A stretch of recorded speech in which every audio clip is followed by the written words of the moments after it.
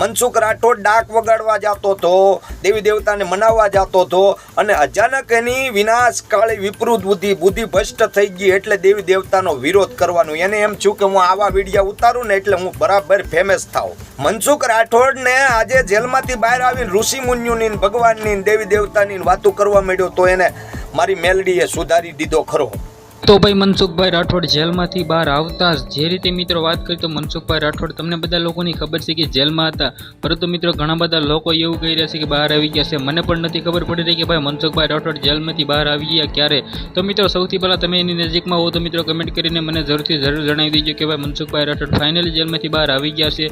તમને લોકોને ખબર છે કે મિત્રો દેવી દેવતાઓનું અપમાન કરી રહ્યા મનસુખભાઈ રાઠોડને મિત્રો જેલમાં નાખવામાં આવ્યા હતા, પરંતુ મિત્રો તેના ભાઈ જામીન ઉપર જેલમાંથી બહાર આવી ગયા છે એવું મિત્રો કહી રહ્યા છે.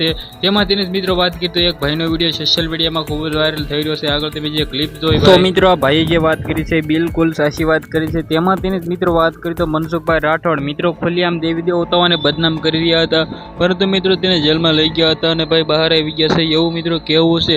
સાથે સાથે મિત્રો વિડીયોને શેર કરવાનું ખાસ ભૂલતા નહીં અને ચેનલમાં નવા છો તો ભાઈ સબસ્ક્રાઈબ પણ કરી લેજો, કારણ કે મિત્રો ગુજરાતના અને ભારતના જે પણ ઘટનાઓ ઘટતી હોય છે તેના સરળ ભાષામાં હું તમને બધા લોકોને ન્યૂઝ દેતો હોઉં છું. કારણ કે મિત્રો હાલના ટાઈમમાં તમને બધા લોકોને ખબર છે કે ભાઈ મનસુખભાઈ રાઠોડ હજી બહાર આવી શક્યા છે અને ભાઈ બહાર આવતા જ એક ભાઈએ ખુલ્યા મિત્રો જે કહ્યું છે મિત્રો આના વિશે તમે શું કહેવા માંગો છો. વિડીયોને શેર કરવાનું ખાસ ભૂલવાનું નથી અને આપણી ચેનલમાં આવા નવા વિડીયો આવે છે તો સબસ્ક્રાઈબ પણ કરી લેજો. તો આજના વિડીયોમાં આટલી જ માહિતી. આપણે એક નવા ઇન્ટરેસ્ટિંગ વિડીયો સાથે મળી ગયા સુધી બધા લોકોને જય હિન્દ જય ભારત.